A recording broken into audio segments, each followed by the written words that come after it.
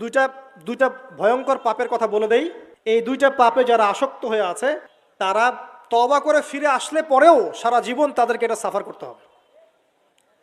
কথা বুঝতে পারছেন না? তওবা করে ফিরে এসেছেন মনে করেন, তারপরেও আপনাকে সারা জীবন এই পাপের ফলটা ভোগ করতে হবে। এক, মাদকদ্রব্য। দীর্ঘদিন সেবন করেছেন, তওবা করেছেন, ফিরে এসেছেন, আল্লাহ হয়তো মাফ করে দিয়েছেন, আল্লাহ পাক মাফ করে দিয়েছেন, বাট আপনি আপনার দেহের যে ক্ষতিটা করে ফেলেছেন এটা পোষাতে পারবেন না।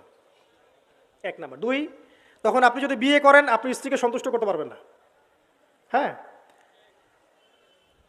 দুই নাম্বার হচ্ছে এই যে গোপনে যুবকরা যে পাপটা করে, মাস্টারবেশন, যেটাকে আমরা বলি হস্তমৈথুন, এই পাপ যেসব যুবকরা করছে বা করে, এবং অ্যাভেলেবেল এই পাপটা সবাই করে, কারণ এখন পর্নের যুগ, পর্ন দেখলে তো আর কোনো উপায় নাই, তখন তো এই পথেই যেতে হচ্ছে, নিজের উপরে নিজেকে জুলুম করতে হচ্ছে।